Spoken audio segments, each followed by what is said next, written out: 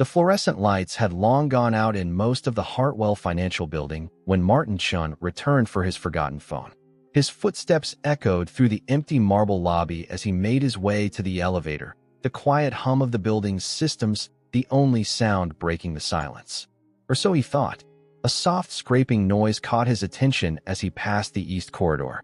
Martin paused, checking his watch, 11:37 p.m. The cleaning crew usually finished by 9 o'clock. Curiosity pulled him toward the sound. What he found stopped him cold. A small girl, no older than 9, dragged a mop twice her size across the polished floor. Her thin arms strained with each movement, and her oversized t-shirt hung from bony shoulders. Dark circles shadowed eyes too serious for her age, and her black hair was tied back in a messy ponytail. Martin stood frozen, unsure what to say. The girl hadn't noticed him yet, focused entirely on her task, her breathing slightly labored. When she finally turned and saw him, her body went rigid. Fear flashed across her face, quickly replaced by a practiced blankness that disturbed Martin more than the fear had. "I'm almost done, sir," she whispered, her voice raspy and quiet. Her accent was slight but noticeable, perhaps Filipino, Martin thought. She kept her eyes down, gripping the mop handle tighter. Martin glanced around, expecting to see an adult supervisor somewhere nearby. The hallway remained empty. No janitor, no parent, just this child, working alone close to midnight. "What's your name?" he asked gently, keeping his distance to avoid frightening her further. She didn't answer. Instead, she returned to mopping with renewed intensity, her small shoulders hunched as if trying to make herself invisible. Martin noticed her worn sneakers were soaked through from the cleaning water. "Where are your parents?" He tried again, his voice soft. The girl's mop strokes became faster, more erratic. She still wouldn't look at him. Martin pulled out his business card and set it on a nearby table. "If you need help, you can call me," he said. "My name is Martin." For a brief moment, her eyes flickered to the card, then back to the floor. Martin stepped back, giving her space. Something was clearly wrong, but pushing her now might only make things worse. He pretended to check his emails while watching her from the corner of his eye. She finished mopping methodically, then gathered her supplies with practiced efficiency. The bucket was almost as big as she was, but she managed it without complaint, disappearing into a supply closet and re-emerging with a small backpack. Martin noticed her limping slightly as she headed toward the service exit. Without turning back, she slipped through the door like a shadow, vanishing into the night. He walked to the window and watched as her tiny figure emerged on the street below, a small flashlight beam bobbing in the darkness. She walked quickly, looking over her shoulder every few steps. Martin couldn't shake the wrongness of what he'd witnessed. He was the regional director of a multi-million-dollar company, and yet he felt utterly helpless watching this child disappear into the night. His own daughter Mia was around the same age, sleeping safely in her bedroom across town, surrounded by stuffed animals and night lights. At home, Martin moved through his nighttime routine mechanically, brushing his teeth and changing into pajamas while his mind remained fixed on the girl. His wife Lisa noticed his distraction. "Everything okay?" she asked, setting her book down. "I saw something strange at work," Martin replied, sitting heavily on the edge of their bed. He described the encounter, his voice growing tighter as he spoke. Lisa's expression darkened. "You need to report this, Martin. That's child labor." "I know," he said. "But what if reporting it makes things worse for her? What if she's supporting her family? What if she's undocumented? What if she's being trafficked?" Lisa countered. "What if she's being abused? You can't just ignore this." Martin nodded, knowing his wife was right. Still, the girl's fearful eyes haunted him. She hadn't looked like someone who would welcome intervention from authorities. She had looked like someone used to handling problems alone. He didn't sleep that night. The image of her tiny hands wrapped around the mop handle kept appearing whenever he closed his eyes. By morning, he'd made a decision. He would go back tonight and try to understand more before involving officials who might not have the girl's best interests at heart. The next day dragged endlessly. Martin checked his watch repeatedly during meetings, his mind elsewhere. When 9 p.m. finally arrived, he told Lisa he needed to return to the office for forgotten paperwork. Her knowing look told him she understood his real purpose. "Be careful," she said. "And Martin, do the right thing, whatever that turns out to be." He arrived at the building at 9:30 p.m. and parked where he could see the service entrance. The night was cool, and Martin settled in to wait, uncertain what he would say when, if, the girl appeared. At 10:13 p.m., a small figure approached the building from the opposite direction. Even from a distance, Martin recognized her halting gait. She carried a plastic bag that seemed to contain cleaning supplies and something else, perhaps food. She moved with purpose, her head constantly swiveling to check her surroundings. Martin watched as she used a key card to enter the building. Someone had given her access. Someone knew a child was cleaning their offices at night. His hands tightened on the steering wheel. Whatever was happening here, it wasn't right. And whatever it cost him, Martin knew he couldn't look away. Martin waited in his car, the radio playing softly as the hours passed. He'd texted Lisa that he might be late, receiving only a thumbs-up emoji in response. His wife understood his determination once it took hold. Around midnight, the service door opened. The girl emerged, looking even smaller against the brick building. She zipped up a thin jacket that did little against the April chill and began walking with that same uneven gait Martin had noticed before. He hesitated only briefly before starting his car. Following a child felt wrong, but leaving her to whatever circumstances forced her to work this late felt worse. He kept a careful distance, lights dimmed, moving slowly enough not to draw attention. The girl's path took them away from the gleaming downtown towers and into progressively rougher neighborhoods. She walked with confidence, clearly familiar with the route, occasionally stopping to rest her leg. Martin noticed she avoided well-lit main streets, sticking to side alleys and residential shortcuts. After nearly 40 minutes, she turned into a narrow street lined with crumbling apartment buildings. Graffiti covered most available surfaces, and several streetlights had been broken. Martin parked at the corner, keeping the girl in sight as she approached one of the more dilapidated structures. Instead of entering through the front, she circled to the back alley. Martin exited his car, locking it with a quiet beep. He followed carefully, staying in the shadows. The alley was strewn with garbage and smelled of urine. Rusty fire escapes zigzagged up the building walls like metal vines. The girl stopped beneath one such fire escape. Martin watched, confused, as she glanced around and then crawled beneath a stairwell. He edged closer until he could see what lay hidden there.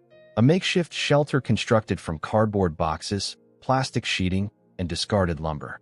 The small blue glow of a battery-powered lamp flickered to life inside. Martin's throat tightened.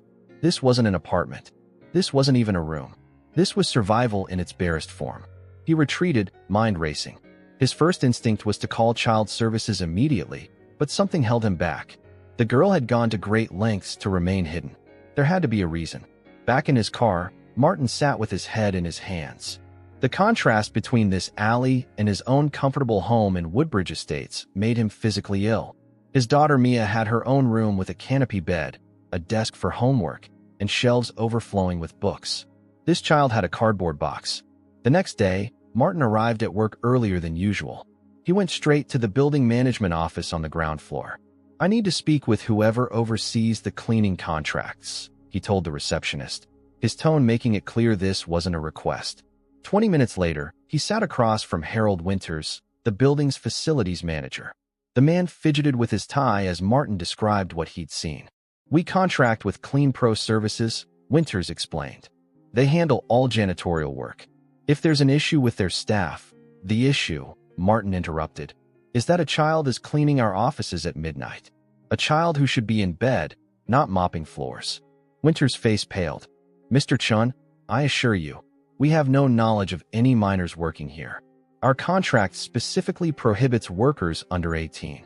"Then someone's breaking that contract," Martin said flatly. "I want the name of your contact at CleanPro. Now." The conversation with CleanPro's manager went much the same way. Denials, shock, promises to investigate. Martin hung up feeling frustrated. Either they were lying or someone was operating outside official channels. Either way, the girl remained in danger. That evening, Martin returned to the building earlier, at 8:30 p.m. This time, he positioned himself near the service entrance, determined to intercept the girl before she began work. When she appeared at her usual time, plastic bag in hand, he stepped forward. "Hello again," he said softly. The girl startled, nearly dropping her bag. Recognition flickered in her eyes, followed immediately by fear. She took a step backward. "I'm not going to hurt you," Martin said, keeping his distance. I just want to talk. She glanced around, clearly looking for escape routes. Martin slowly knelt to bring himself closer to her eye level. My name is Martin Chun. I work upstairs. He pointed to the upper floors. What's your name? She remained silent, clutching her plastic bag tighter. I know you're cleaning the building at night, he continued gently. That's not a job for someone your age. You should be at home, sleeping. At the mention of home, something changed in her expression, a flash of anxiety that told Martin he'd touched on something important.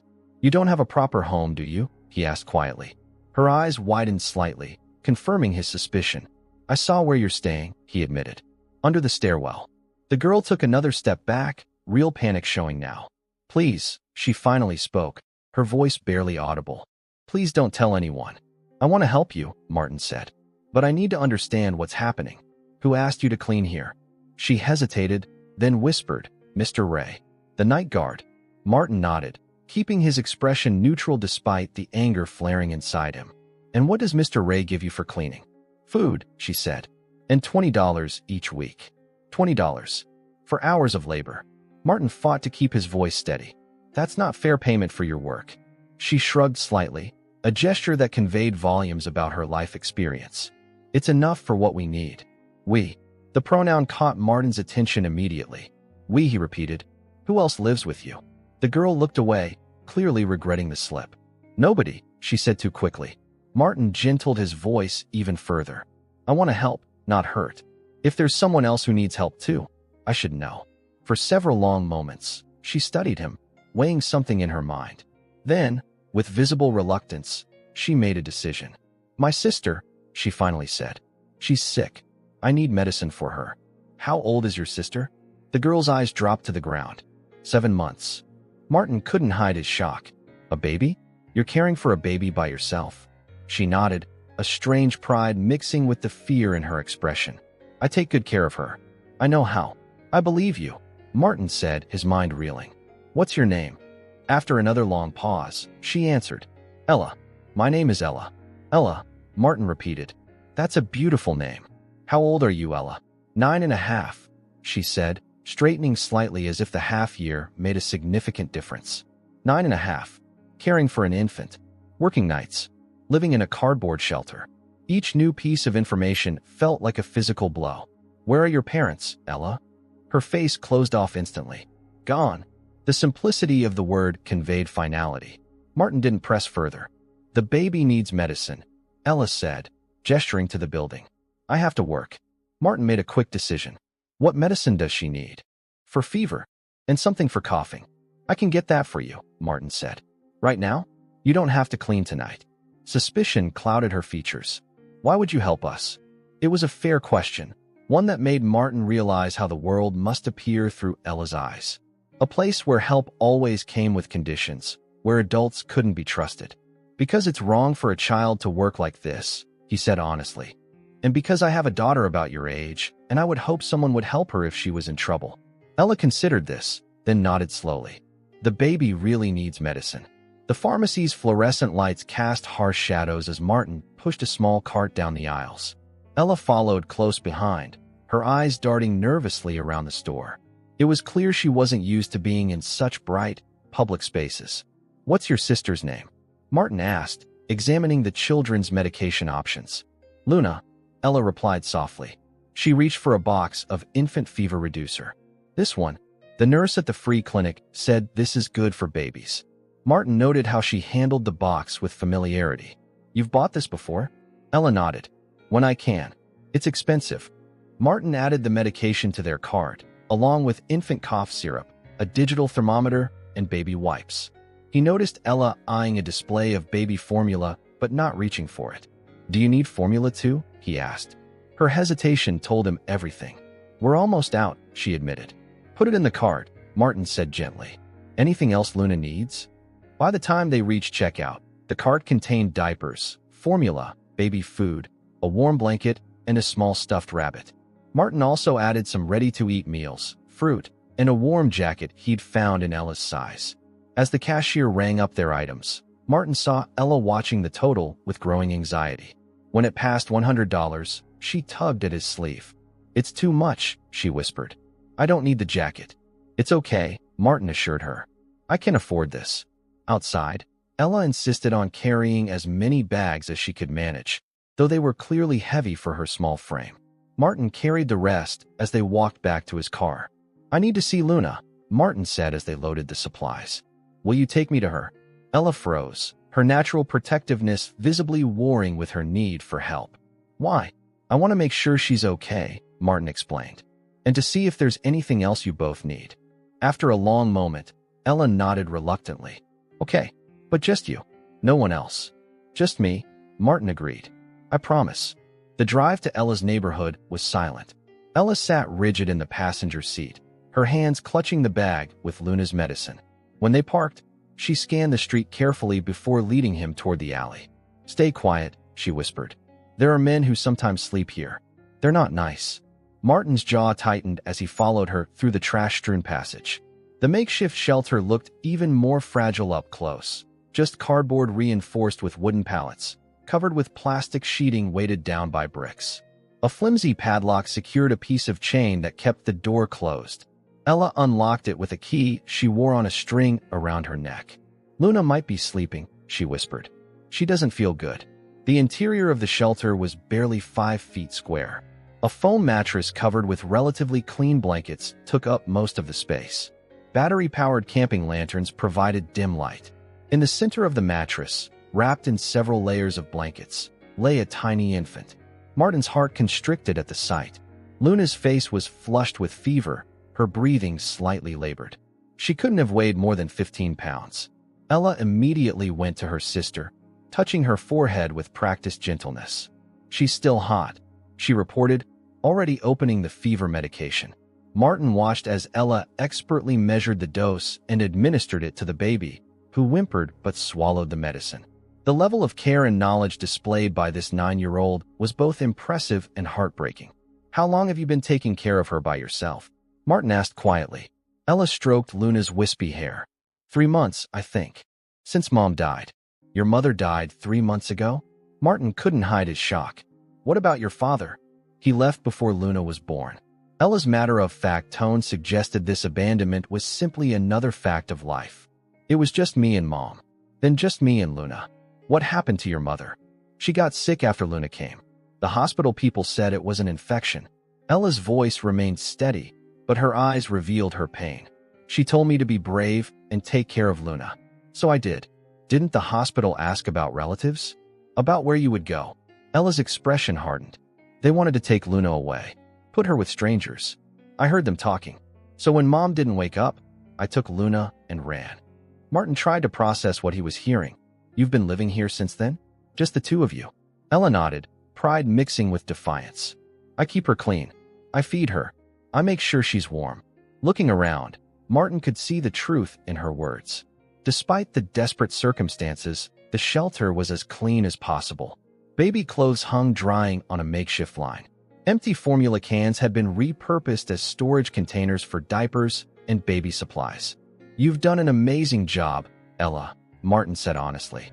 But this isn't safe for either of you, especially with Luna being sick. Fear flashed across Ella's face. You can't take her away. I don't want to separate you, Martin assured her quickly. But you need proper shelter, food, medical care. You're just a child yourself. I'm not just a child, Ella retorted, her voice suddenly fierce. I take care of us. No one else did. Martin nodded, acknowledging her point. You're right. You've been incredibly brave and strong. But everyone needs help sometimes, even adults. Luna began to cry, a weak, congested sound that prompted immediate action from Ella. She scooped the baby up with practiced hands, cradling her close and murmuring softly. She needs to see a doctor, Martin said, watching the infant's labored breathing. We can't, Ella replied automatically. They'll take her. What if I promise they won't? What if I can find a doctor who will just treat her? No questions asked. Ella's eyes narrowed with suspicion. How? I know people, Martin said simply. Important people who can help. The truth was, Martin wasn't entirely sure he could deliver on this promise, but he was determined to try. He pulled out his phone. I'm going to call my wife, he explained. She's a nurse practitioner. She'll know what to do. Ella watched him warily as he dialed. Lisa answered on the second ring. Martin, is everything okay? I need your help, he said, keeping his voice calm. I'm with the girl I told you about, and her baby sister. The baby is sick, fever, congestion. They need medical attention. But, he paused, glancing at Ella's anxious face.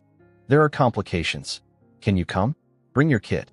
There was only the briefest pause before Lisa responded. Text me the location.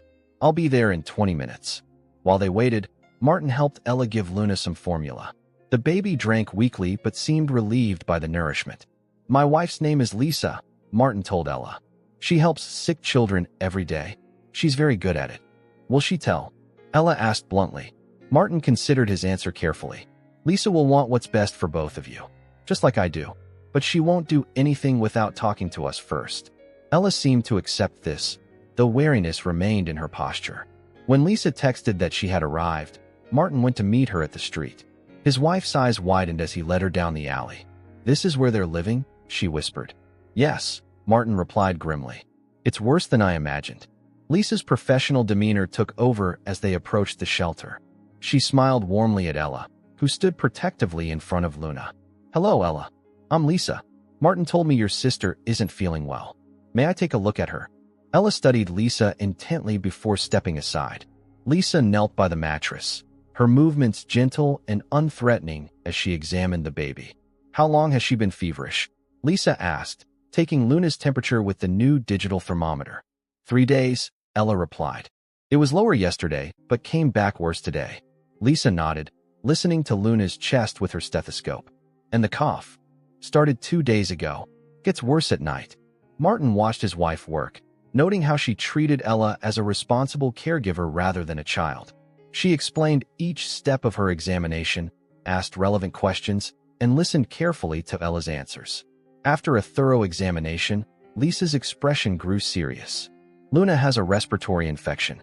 She needs antibiotics and better care than I can provide here. She looked directly at Ella. She should be in a hospital. Ella's body tensed immediately. No hospitals, she said, her voice firm despite her obvious fear. They'll take her away. Lisa exchanged a glance with Martin before addressing Ella again. I understand why you're scared, but Luna's condition could get worse quickly. Babies this young can't fight infections like older children. I can take care of her, Ella insisted, though her voice wavered slightly as she looked at her sister's flushed face. Martin knelt beside them. What if we make a deal? We take Luna to get the medicine she needs, but you stay with her the entire time. No separation. And Lisa and I stay with both of you. Ella's eyes darted between them, calculating, assessing their trustworthiness. You promise? We promise, Lisa said firmly. And I have friends at Boston Children's Hospital who can help without asking too many questions right away. After another moment of consideration, Ella nodded reluctantly. Okay, but I pack our things first, in case we can't come back. The practicality of this 9-year-old continued to stun Martin. While Ella quickly gathered their meager belongings into a small backpack, Lisa prepared Luna for transport, wrapping her securely in the new blanket they had purchased. We'll take my car, Lisa said to Martin. It already has the car seat from when we watched Nephew Tommy. As they carried Luna to the street, Ella stopped suddenly, looking back at their shelter. Wait, she said, dropping to her knees and crawling partially inside. She emerged moments later with a small cloth bag. What's that? Martin asked gently. Mom's things, Ella replied, clutching the bag to her chest. Pictures and her necklace. And our papers. Martin's eyebrows rose. You have documents? Birth certificates? Ella nodded. Mom said to always keep them safe. They're important. In the car, Lisa carefully secured Luna in the infant seat, while Ella watched every movement with hawk-like attention. Martin sat in back with them, sensing Ella needed the reassurance of his presence. The emergency room at Boston Children's Hospital was busy even at this late hour. Lisa bypassed the main entrance, instead leading them to a side door where she swiped her ID badge. I did a rotation here last year, she explained to Martin's questioning look. I still have access for consults. They were met by a tired-looking doctor in navy scrubs who greeted Lisa with a quick hug. This must be the urgent case you texted about, she said, her eyes taking in the unusual group. Dr. Abigail Monroe, this is my husband Martin, and this is Ella and baby Luna, Lisa introduced. Luna has what sounds like RSV, possibly pneumonia. High fever, increased respiratory rate, decreased appetite. Dr. Monroe nodded. All business now. Let's get them to exam 3. It's quiet back there. Ella never let go of Martin's hand as they followed the doctor down a series of corridors. In the examination room, Dr. Monroe approached Ella directly. I need to examine your sister, but I'd like you to stay right beside her. Would that be okay? The respect in the doctor's tone seemed to ease some of Ella's tension. She nodded, positioning herself at the head of the exam table where Luna now lay. The examination was thorough but quick. Dr. Monroe spoke constantly, explaining what she was doing and why, addressing her comments to both Lisa and Ella as if they were equal partners in Luna's care. She definitely has pneumonia, Dr. Monroe confirmed after listening to Luna's lungs. We need to start antibiotics immediately, get her on some oxygen, and run some labs. Ella's grip on Martin's hand tightened. What does that mean? Will it hurt her? The antibiotics will go through in 4, a tiny tube in her arm, Dr. Monroe explained honestly. It will pinch for a moment when we place it, but then it won't hurt. The oxygen will help her breathe easier. Can I stay with her? Ella asked, her voice small but determined. Every minute, Dr. Monroe promised. In fact, I need your help. Babies Luna's age get scared in strange places. Having you near will keep her calmer. This approach, treating Ella as necessary to Luna's care rather than an obstacle, seemed to work. Ella's shoulders relaxed slightly, and she nodded. What followed was a flurry of activity. Nurses appeared with equipment, and 4 was placed in Luna's tiny arm while Ella whispered soothing words in her ear. Oxygen flowed through a small tube beneath her nose. Monitors were attached to track her heart rate and oxygen levels. Through it all, Martin and Lisa remained, creating a buffer between the sisters and the outside world. Whenever medical staff entered, their eyes would linger questioningly on Ella, but a subtle headshake from Dr. Monroe prevented any inquiries. As the immediate crisis stabilized, Dr. Monroe pulled Lisa and Martin aside, while a nurse showed Ella how to help sponge Luna's forehead to reduce her fever. I can delay the official paperwork for about 12 hours, Dr. Monroe said quietly. But eventually, questions will be asked. No parents, a 9-year-old caretaker. She glanced at Ella. Social services will have to be notified. We understand, Martin replied. We just found them tonight. We're still piecing together their situation. Dr. Monroe's expression softened. The baby will need to stay at least 3 days, possibly longer, depending on how she responds to treatment. And Ella stays with her, Lisa said firmly. That's non-negotiable. I'll note it in the chart, Dr. Monroe agreed. You should know, she hesitated. The pneumonia is serious, but what concerns me more is that Luna is underweight and showing signs of nutritional deficiencies. Ella has clearly been doing her best, but the implication hung in the air. Despite Ella's remarkable efforts, Luna had been suffering. When Dr. Monroe left, Martin and Lisa approached Ella, who was singing softly to Luna as the baby's eyes began to drift closed, the medication finally bringing some relief. She looks better already, Martin observed gently. Ella nodded, her own exhaustion becoming evident. Dark circles shadowed her eyes, and her small shoulders drooped. Why don't you rest a bit? Lisa suggested, gesturing to a reclining chair beside Luna's crib. We'll watch over both of you. Ella shook her head stubbornly.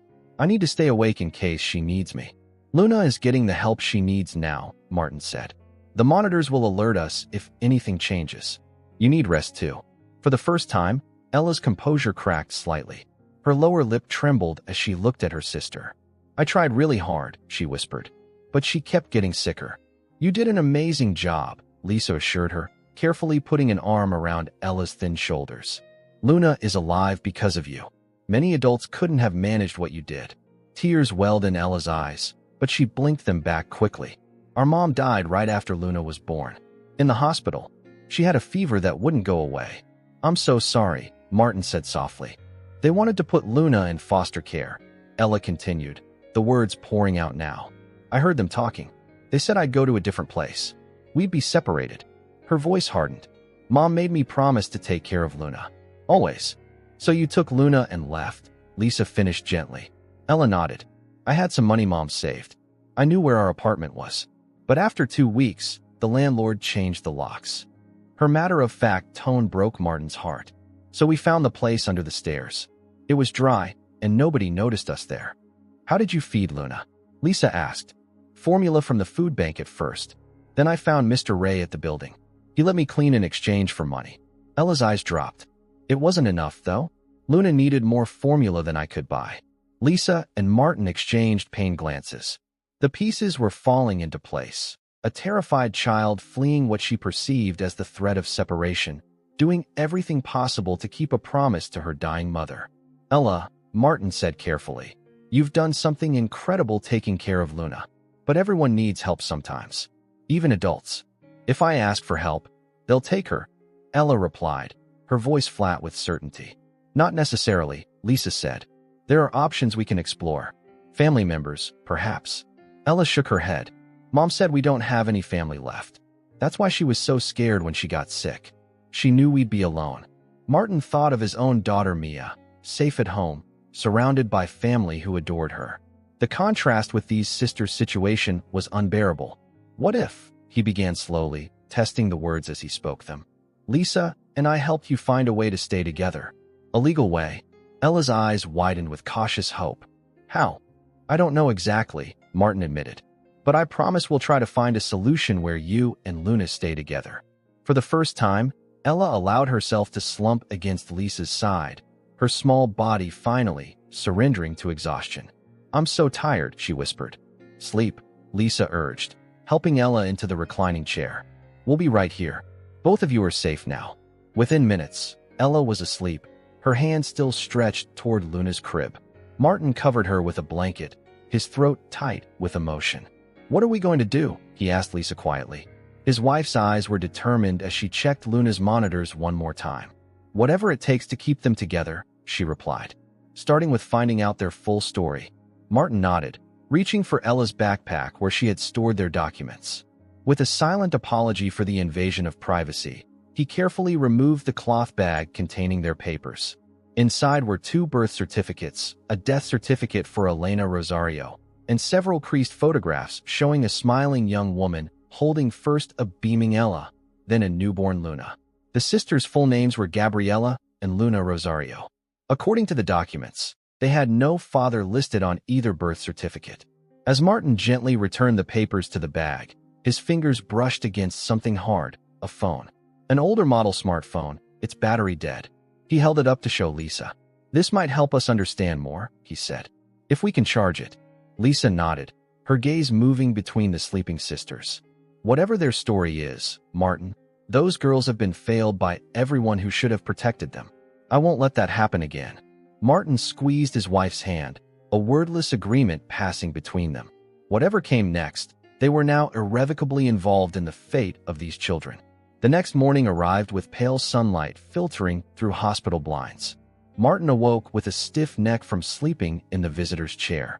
Lisa had taken the night shift, monitoring Luna's vitals alongside the nursing staff. Ella remained curled in the recliner, still deeply asleep, her body finally surrendering to weeks of accumulated exhaustion. Martin checked his watch, 6:30 a.m. He needed to call his office. For the first time in his 15-year career, he was about to miss an important board meeting without prior notice. In the hallway, he dialed his assistant's number. Jessica, something's come up. A family emergency. I won't be in today. Please reschedule all my appointments and have Derek cover the board presentation. After handling work matters, Martin called their neighbor who was watching Mia. He explained they were dealing with a situation at the hospital. No, not an emergency involving them, but they might need to stay another day. Could she take Mia to school? The logistics of their own family life continued even as they waded into Ella and Luna's crisis. When Martin returned to the room, he found Dr. Monroe checking Luna's lungs while Ella watched attentively, fully awake now. The antibiotics are working, Dr. Monroe was explaining to Ella. Her fever is down, and her breathing is easier. You got her here just in time. Ella nodded solemnly. When can we leave? Dr. Monroe's expression grew careful. Luna needs to stay until she finishes her 4 antibiotics, at least 3 more days. And then, she glanced at Martin and Lisa. We need to discuss next steps. The implied question hung in the air. What happens to these children after medical discharge? I've made some calls, Lisa said, addressing both the doctor and Ella. The hospital social worker will be coming this morning. Her name is Susan Parker. She's very good at her job, and her priority is keeping families together whenever possible. Fear flashed across Ella's face. You promised they wouldn't take Luna. And we're keeping that promise, Martin said firmly. But we need to establish a legal situation that protects both of you. That means involving the proper authorities, people who can help make sure you and Luna stay together permanently. How? Ella asked, her voice small but direct. Martin and Lisa exchanged glances. They had spent much of the night researching options while Ella slept. There are several possibilities, Lisa explained gently. There might be relatives you don't know about, or a temporary guardian could be appointed while a permanent solution is found. Ella's expression remained suspicious. Where would we live? Not back under the stairs. Definitely not back there, Martin assured her. Lisa and I have a spare bedroom in our house. You and Luna could stay with us temporarily, if that's something you'd be comfortable with. The offer hung in the air, sincere but overwhelming. Ella studied them both, her young face showing a wisdom far beyond her years. Why would you do that? She finally asked. You don't even know us. It was a fair question, one Martin had asked himself repeatedly during the night. The answer came with surprising clarity. Because it's the right thing to do, he said simply. And because I believe people should help each other when they can.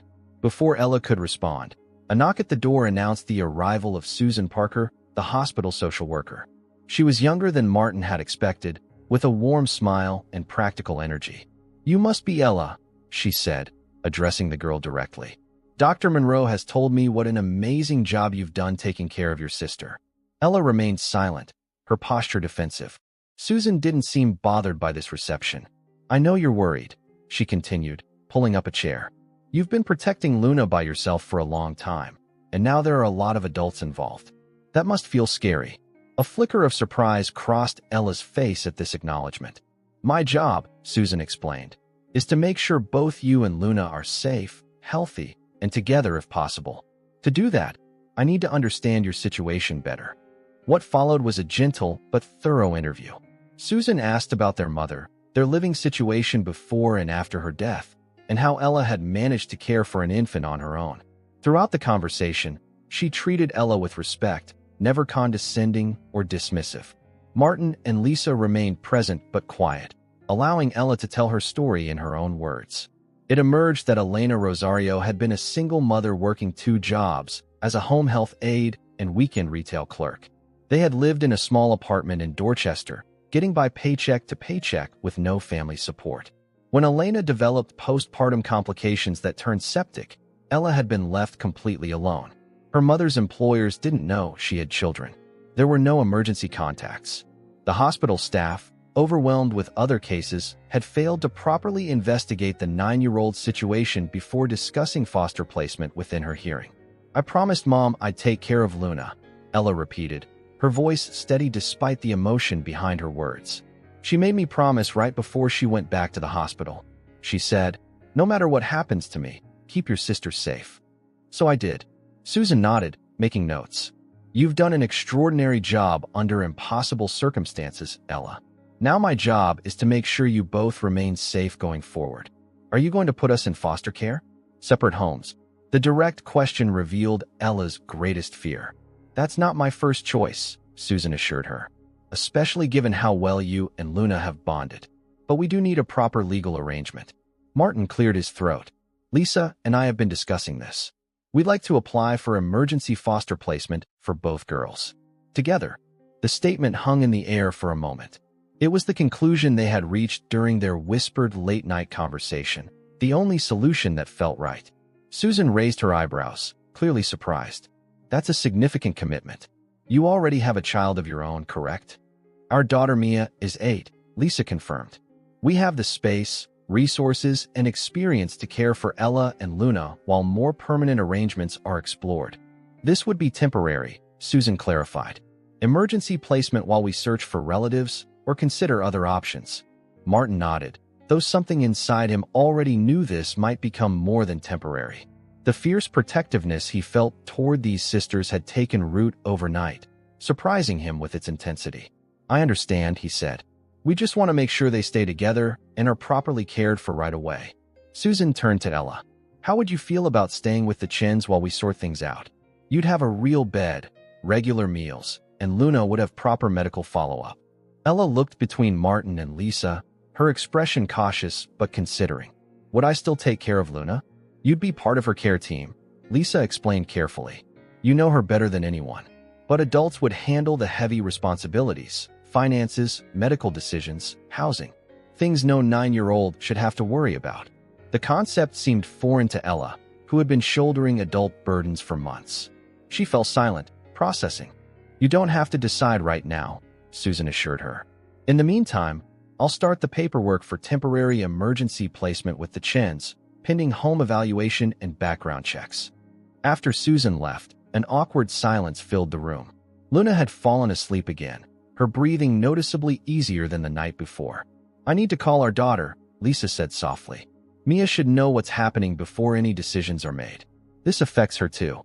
Martin nodded. I'll stay with Ella and Luna. When Lisa left, Martin sat beside Ella's chair. It's a lot to take in, he acknowledged. Ella nodded, her eyes fixed on her sleeping sister. What if your daughter doesn't want us there? The question revealed an unexpected concern, not just for herself, but for how their presence might affect another child. Mia has a kind heart, Martin said truthfully. She's always wanted siblings. But you're right that it would be an adjustment for everyone. If you do come stay with us, we'd take it day by day. Figure it out together. I've never been to a real house, Ella admitted quietly. Just apartments. The simple statement illuminated another facet of her limited childhood. We have a small yard, Martin told her. Nothing fancy, but there's a swing set Mia rarely uses anymore and some flower beds Lisa tends on weekends. A hint of interest flickered in Ella's eyes. I like flowers. Mom used to bring home damaged ones from the grocery store where she worked. They were still pretty, just not perfect enough to sell. This glimpse into Elena Rosario's character, a mother who found beauty in discarded things, who worked multiple jobs to support her children, made Martin's throat tighten. She had clearly loved her daughters, had tried her best for them. The system had failed them all. Lisa returned 30 minutes later, her expression relieved. Mia is excited, she reported. Her exact words were, a baby? Like a real live baby we get to keep. I explained it was temporary, but... Martin smiled, recognizing their daughter's enthusiasm. And the other part? She's curious about Ella. Asked if they could share her books and toys. Lisa turned to Ella. Mia loves to read. She has shelves full of books she'd be happy to share. Something in Ella's posture eased slightly at this information. I like reading too. We used to go to the library before. She didn't finish the sentence. The rest of the day passed in a blur of medical checks, paperwork, and quiet conversations. By evening, Susan had returned with preliminary approval for emergency placement. The Chin's background was clean, their home situation stable, and their willingness to take both sisters together had expedited the process. We can release Luna to your care once she's medically cleared, Dr. Monroe confirmed. Probably in 3 days, assuming her improvement continues. 3 days to prepare their home, explain the situation to Mia in person, and arrange their work schedules. 3 days that would change all their lives. As Lisa left to pick up Mia from school and gather some essentials for an extended hospital stay, Martin remained with Ella and Luna. He watched as Ella carefully fed her sister formula from a bottle, her technique showing weeks of practice. You're very good at that, he observed. Ella shrugged slightly. She likes it when I sing to her while she eats. As if to demonstrate, she began humming softly, a gentle melody that seemed to soothe the baby. In that quiet moment, watching this 9-year-old who had carried the weight of her sister's survival alone for months, Martin felt something in his heart shift permanently. Whatever happened next, these sisters had changed him. His comfortable worldview had been shattered by the reality of their struggle, a struggle that had been happening just blocks from his office while he attended meetings and worried about quarterly reports. He made a silent promise to both of them. They would never be invisible again. The Chun household buzzed with activity on the morning of Luna's discharge. Lisa had taken the day off from the clinic, and Martin had rearranged his schedule to work from home. Mia, practically vibrating with excitement, had helped prepare the guest bedroom, insisting on adding her own stuffed animals so they feel welcome. Do you think Ella likes purple? Mia asked, holding up a sparkly purple throw pillow. My teacher says it's the color of royalty. I'm not sure, Martin answered honestly. We can ask her when they arrive. The past 3 days had been a whirlwind. Home inspections, Emergency placement paperwork and countless conversations with social services had consumed their time. Each night, either Martin or Lisa had stayed at the hospital, ensuring Ella wasn't left alone with Luna in strange surroundings. During those nights, they'd learn more about the sisters' story. Elena Rosario had immigrated from the Philippines 10 years earlier, working tirelessly to establish herself in Boston. Ella had no memory of her father, who had left when she was a toddler. Luna's father had been a brief relationship that ended before Elena even knew she was pregnant. When Lisa suggested they might try to locate either father, Ella had been adamant.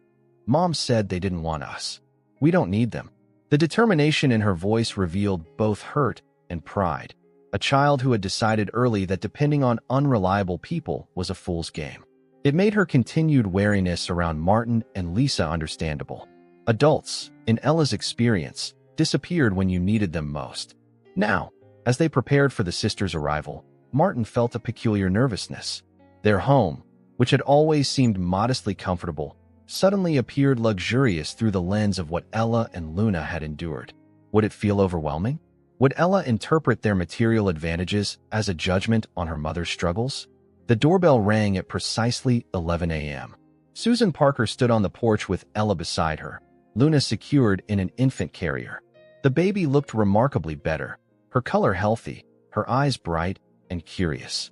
Ella, dressed in new clothes provided by the hospital social services department, appeared simultaneously older and younger than she had that first night. Cleaner, better rested, but also more visibly a child without her caretaker armor fully in place. "Welcome," Lisa said warmly, stepping back to allow them entry. "We're so glad you're here." Ella nodded politely but remained silent, her eyes scanning the entryway, cataloging details. Luna made a small gurgling sound from her carrier, drawing everyone's attention. "Someone's happy to be out of the hospital," Susan observed with a smile. She turned to Martin and Lisa. "Dr. Monroe provided detailed care instructions for Luna. She'll need follow-up appointments next week, and the prescription antibiotics need to be continued for 7 more days." While the adults discussed logistics, Mia appeared in the hallway, her initial rush forward halting as she registered Ella's guarded expression. With unusual perceptiveness for an 8-year-old, she moderated her approach. "Hi," she said simply. "I'm Mia. Do you want to see your room? I helped get it ready." Ella glanced at Martin, who nodded encouragingly. "That would be nice," she replied quietly. The two girls disappeared down the hallway, Mia chattering about the extra blankets she'd added, because sometimes the heating is weird in that room. Susan watched them go with approval. "Children often adjust more quickly than we expect," she noted. "The real work is in the weeks and months ahead." She handed Martin a folder of documents. "These are the temporary custody papers, Luna's medical records, and information about the upcoming court date. The court date, 2 weeks away, would determine whether the emergency placement would be extended while more permanent arrangements were explored." The weight of that upcoming decision hung over Martin as he accepted the folder.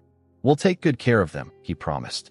After Susan departed, Martin and Lisa found themselves alone with Luna, who was examining her new surroundings with wide eyes. "Should we check on the girls?" Lisa wondered, glancing toward the hallway. "Let's give them a few minutes," Martin suggested. Ella might feel more comfortable with someone her own age. His instinct proved correct. When they eventually made their way to the guest bedroom, they found Mia enthusiastically showing Ella her book collection, which she had apparently already offered to share. "Ella likes mystery books too," Mia announced triumphantly. "I told her she could borrow any of mine." Ella sat perched on the edge of the bed, a copy of Nancy Drew in her hands. She looked up as the adults entered, her expression still cautious but less tense than before. "Is the room okay?" Lisa asked gently. Ella nodded. "It's very nice. Thank you."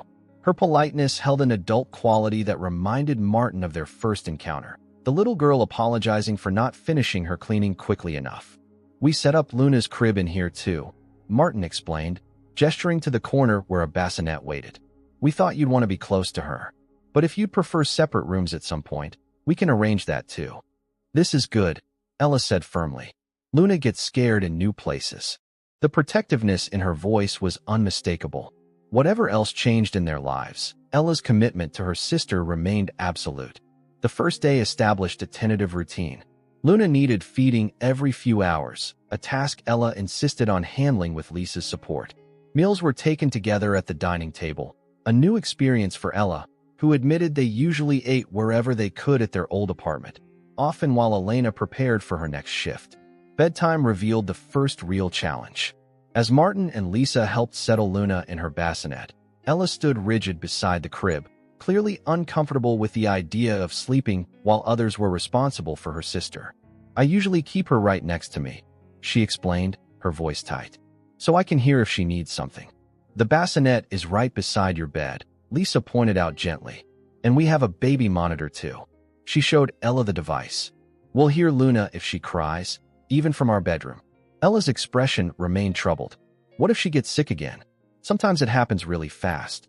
The fear beneath the question was palpable. The trauma of watching Luna's health deteriorate while being powerless to help properly. Martin knelt to meet Ella's eyes. "Luna has finished her 4 antibiotics, and she's on medicine that's helping her get better. But if you're worried during the night, you can come get us anytime. Our bedroom is just down the hall, the door with the blue frame." "Anytime," Ella pressed. "Even if it's the middle of the night?" "Even then," Lisa confirmed. "That's what adults are for, helping when you need it, especially at difficult times." Something in Ella's posture eased slightly at these words. She nodded, a silent acceptance of their assurance. Later that night, Martin awoke to the sound of their bedroom door slowly opening. Ella stood in the doorway, her small figure silhouetted against the hallway nightlight. "Luna's breathing sounds funny," she whispered, her voice tight with worry. Instead of dismissing her concern, Martin and Lisa both rose immediately. They followed Ella to the guest room, where Lisa listened carefully to Luna's breathing. "She's congested, but it's normal at this stage of recovery," Lisa explained, showing Ella how to slightly elevate the baby's mattress. "See how that helps? Let's sit with her for a few minutes to make sure." The three of them remained beside the bassinet until Luna's breathing eased and she fell into deeper sleep. Only then did Ella allow herself to be tucked back into her own bed. "You did exactly the right thing coming to get us," Martin told her. "That's what we're here for." Days turned into weeks. Luna thrived under the combined care of medical professionals and her devoted sister. Her follow-up appointments showed complete recovery from the pneumonia, and she began gaining weight at a healthy rate. Her personality emerged, a sunny, curious baby who adored her sister and developed a particular fondness for Martin's deep voice. Ella's transition proved more complex. She observed the Chun family dynamics with careful attention, as if studying an alien culture. She remained unfailingly polite, helpful to a fault, and initially hesitant to express preferences or needs. When asked what she wanted for dinner or which activities she'd enjoy, her default response was always, "Whatever is easiest for you." The breakthrough came unexpectedly, nearly 3 weeks after their arrival. Martin had taken the day off to help Ella prepare for her first court appearance the following day. Sensing her anxiety about the hearing, he suggested they bake cookies, an activity his own mother had always used to calm his nerves as a child. In the kitchen, measuring flour and sugar, Ella slowly began to relax. As they worked, Martin gently broached the subject of the hearing. "The judge will mostly be talking to the adults tomorrow," he explained, showing her how to crack an egg without getting shells in the batter. "But he might ask you some questions too." Ella nodded, her face serious. "About whether I want to stay here?" "Possibly," Martin acknowledged. "The judge wants to make sure you and Luna are in the best possible situation." Ella was quiet for a moment, carefully stirring the cookie dough. "What happens if they find our relatives? Will we have to go with them?" The question revealed her deeper worry, that just as she'd begun to feel safe, another upheaval might be coming. "The search hasn't found any close relatives so far," Martin said truthfully. "But if someone did come forward, the judge would consider many factors, including what you want and what's best for Luna." "What if?" Ella hesitated, then continued in a rush. "What if we want to stay here, with you and Lisa and Mia?" The question hung in the air, momentous in its implication. Martin set down the mixing bowl, giving Ella his full attention. "Do you want to stay here?" he asked carefully. Ella's eyes remained fixed on the cookie dough, but she nodded. "Luna likes it here. She's getting better. And Mia shares her books with me. And you and Lisa." She swallowed hard. "You don't get mad when I wake you up about Luna. You always help." The simplicity of this statement, the bar set so low for adult reliability, made Martin's chest ache. "We want you to stay too," he said softly. "Both of you. Lisa and I have actually been talking to Susan about becoming your long-term foster parents, with the possibility of adoption if that's ever something you would want." Ella's head snapped up, her eyes wide with surprise. "Really? But we're not your real family." "What makes a real family isn't always about being born into it," Martin replied. "Sometimes it's about finding each other when you need each other most." Ella considered this concept, her expression thoughtful. "Like when you found me cleaning the office that night?" "Exactly like that," Martin nodded. "Some things happen for a reason, even if we don't understand the reason at first." For the first time since her arrival, Ella smiled, a real smile that reached her eyes. "I think my mom would be happy about Luna being here. She always said she wanted us to be safe and loved." The next day at family court, Martin and Lisa formally requested extended foster placement with intent to adopt both girls if reunification with biological family proved impossible. Susan Parker provided supporting testimony about the positive adjustment already evident in both children. The judge, a thoughtful woman with decades of experience in family cases, spoke directly to Ella. "I understand you've been through a lot," she said kindly, "and that you've taken extraordinary care of your sister. How do you feel about staying with the Chin family?" Ella stood straight, her voice clear despite her nervousness. "They take good care of Luna, and they help me take care of her too. I want to stay with them." The judge nodded, making notes. "And they understand that you and your sister come as a package deal?" "Yes, Your Honor," Martin confirmed. "We want both girls to be part of our family." The ruling extended the placement for 6 months, with monthly visits from social services to monitor the transition. As they left the courthouse, Ella reached for Martin's hand, a small gesture that spoke volumes about her growing trust. 6 months became a year. Luna took her first steps in the Chin's living room, toddling unsteadily toward Ella with delighted determination. Mia appointed herself official big sister assistant, teaching Ella about their neighborhood, school, and introducing her to friends. The guest bedroom gradually transformed, acquiring posters, books, and personal touches that reflected Ella's emerging interests: astronomy, mysteries, and surprisingly, baking. On the 1-year anniversary of the girls' placement with them, Martin and Lisa presented Ella with a carefully prepared photo album. Inside were pictures documenting Luna's growth and Ella's increasing integration into their family life. Holiday celebrations, weekends at the park, ordinary moments around the dinner table. "We wanted you to have these memories preserved," Lisa explained as Ella turned the pages with reverent fingers. "And we want to add many more pages in the years to come." Ella studied a particular photo, all 5 of them at Thanksgiving dinner. Luna perched on her high chair, gravy smeared across her chubby cheeks. "We look like a real family," she observed quietly. "We are a real family," Mia corrected with 8-year-old certainty. "Just because you got here differently doesn't make it less real." The adoption proceedings began shortly after, a complex process involving termination of parental rights for fathers who had never been present and final confirmation that no suitable biological relatives existed.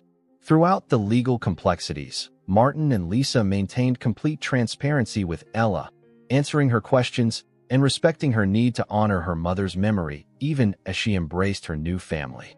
On a bright June morning 18 months after Martin had first discovered Ella cleaning his office building, they gathered again in court, this time for finalization of the adoption. Luna, now a sturdy 2-year-old with an infectious laugh, wore a frilly dress that couldn't contain her energetic spirit. Ella, nearly 11, had chosen her own outfit with care, a blue dress that Elena had once admired in a store window but couldn't afford. "My mom would have liked to see this," Ella whispered to Martin before the proceedings began. "She wanted us to be part of a family that could take care of us properly." "She'll always be your mother," Martin assured her. "We're not replacing her, just continuing the love she began." The judge who had overseen their case from the beginning smiled as she signed the final documents.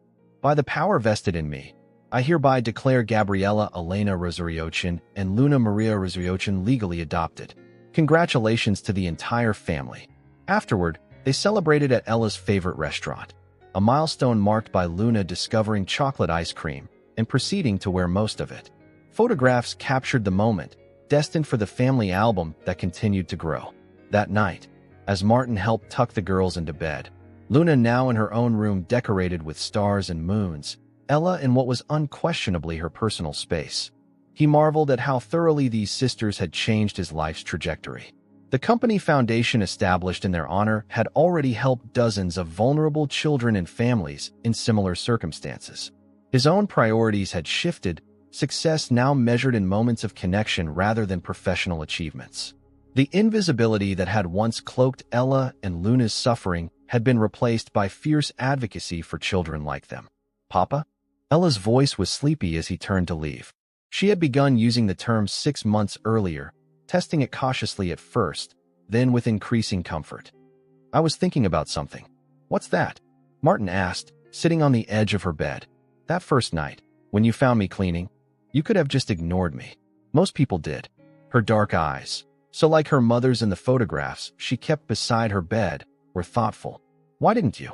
Martin considered the question carefully. "I think sometimes life puts us exactly where we need to be, when someone else needs us most. The real question isn't why I stopped. It's why anyone would keep walking." Ella nodded, seemingly satisfied with this answer. "I'm glad you stopped," she said simply. "So am I," Martin replied, his voice thick with emotion.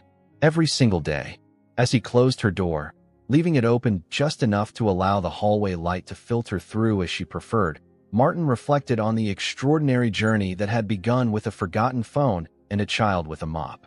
What had seemed random chance now felt like destiny, the invisible threads of connection that had drawn their lives together at precisely the right moment. In the living room, Lisa looked up from her book as he joined her on the couch. "Everything okay?" "Better than okay," Martin replied, taking her hand. "I was just thinking about how sometimes the most important things in life find us when we're looking for something else entirely." Outside their window, stars appeared in the darkening sky. The same stars that had witnessed Ella and Luna's struggle for survival and now watched over their thriving. The same moon that had illuminated their cardboard shelter now cast gentle light on their true home. Not the first place these sisters had lived, but the place where they had finally been found.